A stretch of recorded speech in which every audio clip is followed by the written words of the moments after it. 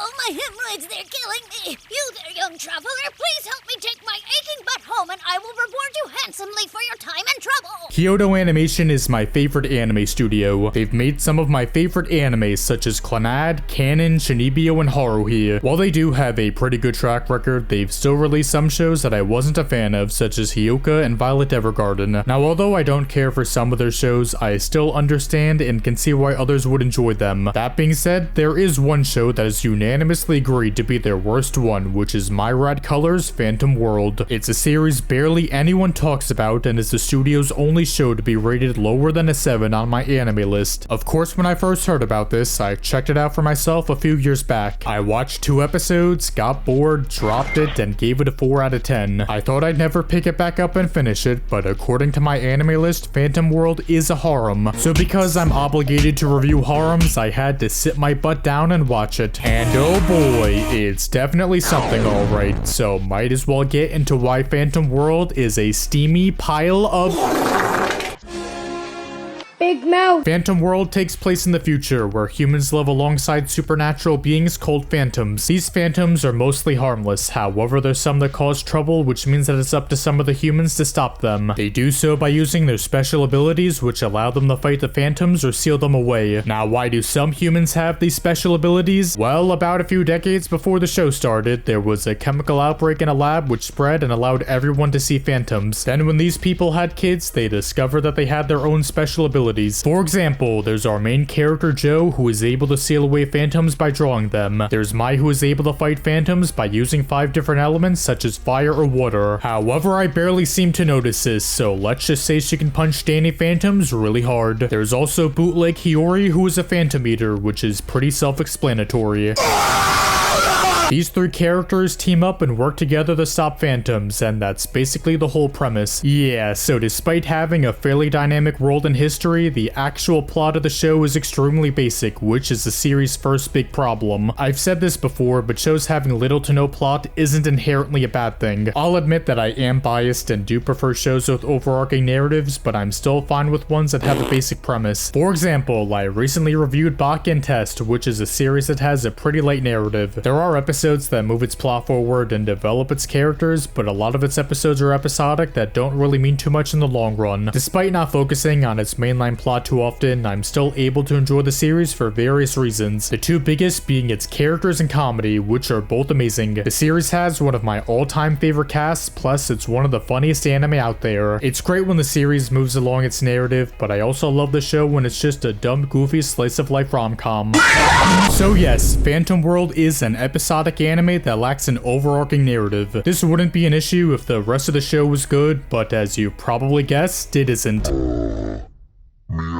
I guess the first thing I'll go over is its world, which is somewhat interesting and has the potential to be good. As I've said, there's a decent handful of people that have new abilities, which allow them to do various things. If there's now a lot of people with many different abilities, then shouldn't the world be drastically different? Couldn't a lot of these people use their abilities to make the world a better place? For example, there's a couple girls in episode 8 who are basically waterbenders. I'm sure with their powers, they could be firefighters, put out fires, or do something along those lines. Or what about the shitheads that decide to use their powers for evil and try to take over the world? I know this would basically turn into the poor man's My Hero, but this still shows how lackluster and wasted the world in the show is. The most we really get is that there are now phantom hunting clubs at school, which is nice, but again, that's about it. They do explore this idea much more in the last 2 episodes, but I'll get to that later.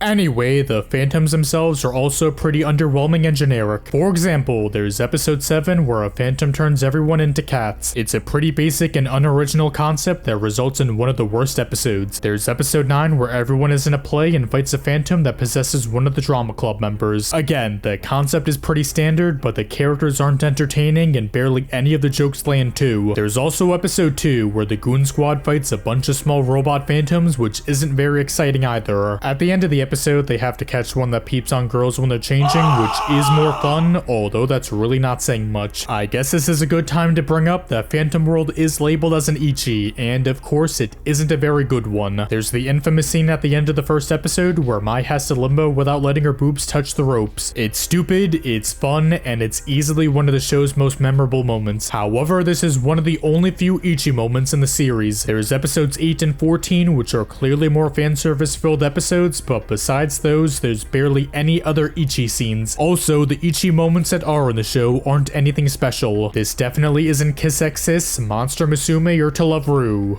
Go watch those instead. Anyway, not only is Phantom World an Ecchi, but like I said earlier, it's also labeled as a harem, which to that I say, no. Phantom World is not a harem. I don't care what MyAnimeList says, I refuse to call this a harem. There are 5 girls in the series, however none of them seem to show any interest in Joe. This is just a series where a guy is surrounded by a handful of girls. However, just because he's with numerous chicks doesn't mean they want to suck his dick.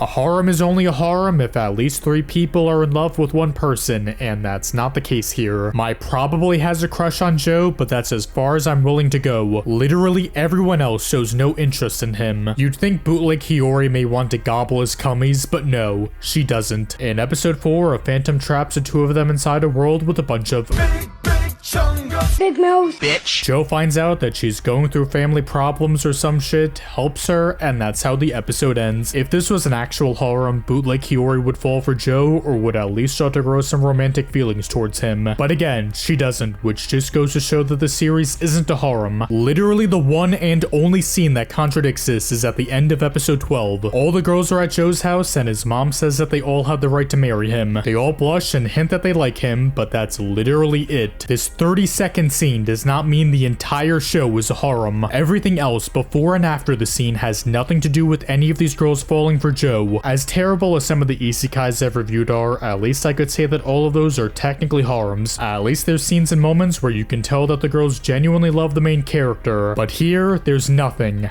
Absolutely fucking nothing. This is the one aspect that pisses me off the most, since the entire reason why I even bothered watching this was because it was labeled as a harem. So now that I find out that it isn't, I basically wasted my time watching this.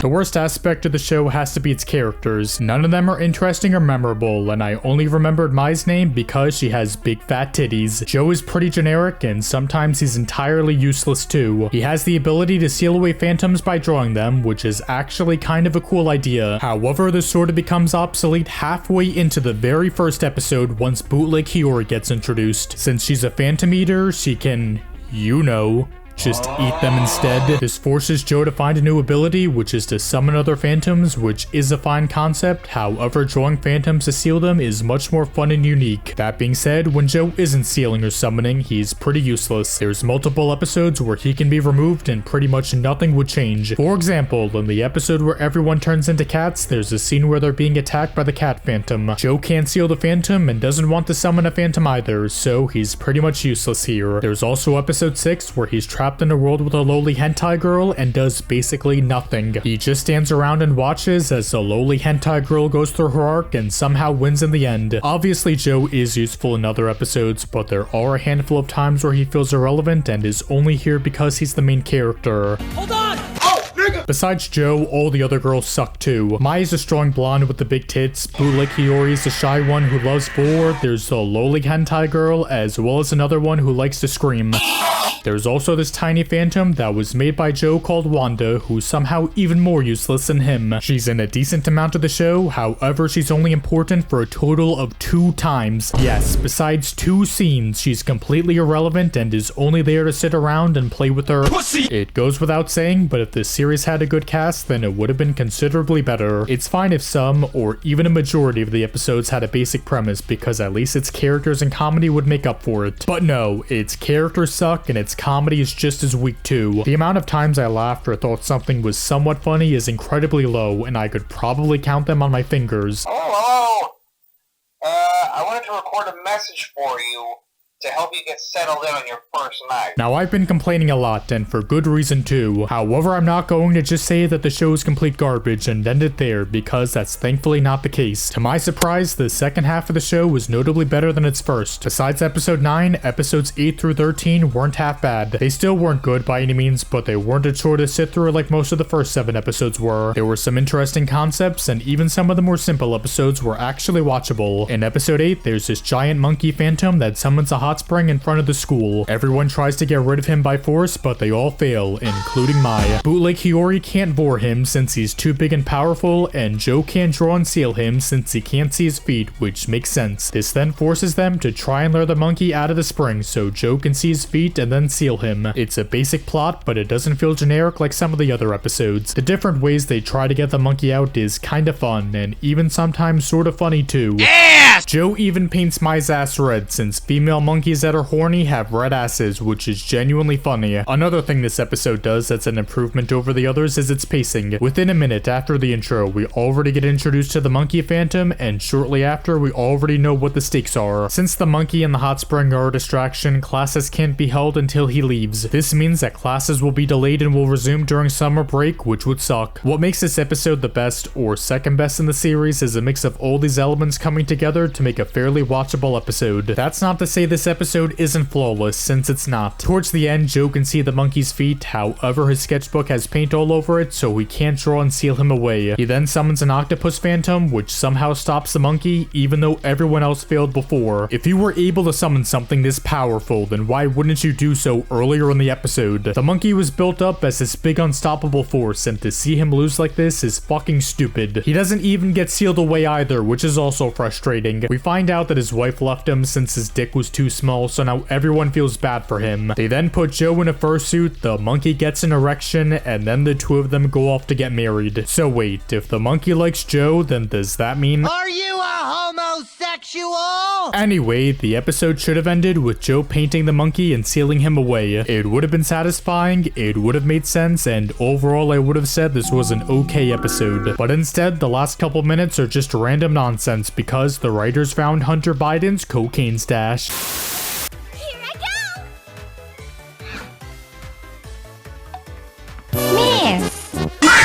Episode 10, while weaker, is still one of the series' better episodes. Wanda meets a witch who will grant her one wish, so she wishes to be as tall as humans. Once she's human-sized, she has fun with the Goon Squad, and that's what happens for most of the episode. It's a very simple and not the original concept, but I'll admit that for most of it, I was somewhat entertained. Even though she's kind of useless, Wanda is one of the better characters, or at least she wasn't half bad here. Because of that, along with some decent jokes, this is a watchable but still flawed episode. However, just like episode 8, the ending is really stupid. There's a firework phantom that wants to do the good old-fashioned Aloha snack bar. But he wants to do it close to the ground where everyone is at, which is unsafe. So Wanda tells him he can commit suicide, but he has to do it higher in the sky. So for whatever goddamn reason, Wanda goes up into the sky with the Phantom, even though he can move by himself. There's literally no reason for her to go with him. It's one thing if the Phantom had too much energy and couldn't control himself, so Wanda had to push him away from everyone on the ground. But no, that's not the case, since the Phantom has full control of himself and can stop and move whenever he wants. All Wanda had to do was tell the Phantom to move higher up in the sky and she would have saved everyone, but instead she goes with them and— Yep, she's dead. Wanda is dead. Just kidding, it's a fake out death because every bad show needs one, I guess. Either way, it's really stupid and unnecessary and also holds us back from being another decent episode. I can't even finish a whole bottle of Ramune. What the actual fuck? Why in Kurt Cobain's name did the animators decide to draw and animate the cat with a giant pair of fucking testicles? There was no reason for this, and I don't think there's a single other anime out there that has an animated cat with a fat sack. What kind of fucking crack were you smoking, Kyoto? The Book of Sega Genesis. So unlike everything else beforehand, the last two episodes are a two-parter and actually tries to create an overarching narrative. There's a super powerful phantom called Enigma who is able to steal people's abilities and is also able to control other phantoms, which is actually pretty cool. It takes over Joe's mother's body and pretends to be her, which is weird, but I like it. It lets us see a side of Joe that we haven't seen before, which is that he's always wanted his mother to come back since she left him a couple years ago. This also works well well, since this was heavily hinted at in the previous episode where Joe turned into a child and Mai acted as his mother. Also in the second episode, Wanda picks up a broken device from an abandoned warehouse and Joe's been trying to fix it this entire time. In the last episode, it finally gets fixed, which is kinda satisfying, although it's fixed by the lowly hentai bear and not Joe, which is dumb. Anyway, the device they fixed allowed them to hack into the government's secret files or some shit. They found out that Enigma was an artificially created phantom that was enhanced by injecting human DNA into her. After growing too strong, she escaped, now wants to get revenge, and then rule the world by controlling every phantom on the planet. That's actually kinda cool, and I wish we got more lore like this that helped develop the show's world. There's a lot the series can do with the idea of phantoms, along with humans having special abilities, and this plotline showcases this well. It might not be anything groundbreaking or amazing, but it's still an interesting concept that should have been explored more. Look at this bitch! Anyway, at the end of episode 12, Joe got his power stolen by Enigma, so now he's completely useless. However, because Wanda was made from his powers, he's somehow able to kiss her and then gain his powers back, so that's stupid. He goes Super Saiyan 9 plus 10 and then beats her, which is also stupid, but at least the fight looks great. Joe then has an emotional moment with his mom, and that's how the anime ends. Now, I've got to admit, although there are some dumb moments, these episodes aren't half bad. I'm still struggling to say they're decent, but they're clearly the show's best episodes. The stakes are high, there's some cool lore that's explored, Enigma's fun, Joe becomes an actual interesting character, and it ties in some stuff from previous episodes too. If the rest of the season was decent like these two episodes, this could have been a fairly good show. However, my main problem with this finale is that it's kind of too little too late. Yes, these are far from bad episodes, and it really doesn't do a whole lot wrong, but everything else before this, especially the first half, just put a bad taste in my mouth. I guess this is the best the finale could have been, but again, it doesn't help make up for the rest of the show's glaring flaws. So what's your name? My name is Jeff. Phantom World feels like an anti-harem. There's no romance and there's not much Ecchi in it either. Most harem anime are known for being over the top, fun, having a good cast of waifus, however usually suffer from a subpar production. Phantom World is the complete opposite of this. Instead of being entertaining, funny, and having good characters, it has amazing visuals as well as a pretty damn good soundtrack. There's plenty of scenes that are heavily carried by its animation and music. This is Kyoto Animation, the studio that's well known for having fantastic art and sound. Even for some of their shows that I don't like, at least they're visually pleasing and sound solid too. Phantom World is no exception and looks and sounds just as great as all their other works. However, while these are the anime's biggest strength, it also ends up being frustrating and confusing. Why the hell did Kyoto Animation of all studios adapt this series? The source material most likely wasn't good, and more importantly, there was barely any source material to begin with. When the anime was first announced, there was only one volume released. Yeah, that's right. There was only one goddamn volume released for the series, and that somehow got an anime. No Haruhi Season 3 and no Chunibyo Season 3. Instead, Kyoto decided to make a full 13-episode series on some random-ass light novel that had literally no material. The second volume came out a few months before the anime aired, but I'm sure none of or barely any of it made it into the anime. Anyway, why am I even mentioning this? Well, considering how inconsistent the show is, it makes me wonder which episodes were anime original and which were adapted from the light novel. Were all the watchable episodes ones that Kyoto adapted, or were they ones that Kyoto wrote themselves? Or were half of the watchable episodes written by Kyoto and the other half were adapted from the light novel? That would be weird, but it doesn't really matter now, does it? Anyway, this is why Phantom World irritates me so much. You have a top-tier AAA studio like Kyoto making an anime, yet for some reason they decide to waste all of their talent on some shitty or harmless but still unfinished series. I've pretty much said everything there is to say about Phantom World. The only thing I didn't mention was that there were some other minor annoyances that confused me. For example, once Joe learns to summon phantoms, he can only summon them by using blood as a sacrifice. However, in the literal next episode, he uses red paint instead, which is stupid. You could argue that he practiced and trained and now doesn't need blood to summon phantoms, but still, I don't believe this was ever explained. There's also bootleg Hiyori and the whole thing with her parents being strict on her. It felt like there would be an episode where she'd go through an arc, learn to be assertive, and tell her parents to fuck off. But no, it's just casually mentioned that her parents are less strict on her now because I'm sure there's other minor annoyances that bothered me, but they aren't the main problem with the series. Phantom World is extremely inconsistent, wasted some interesting ideas, has no goal, poor comedy, subpar Ecchi, and most importantly has a very weak cast. If it wasn't for its second half, and especially last 2 episodes, along with its amazing production, this would be a giant shit show. It's hard to give a final score because of how inconsistent and all over the place the series is, but I think I'll give it a 4.17 out of 10.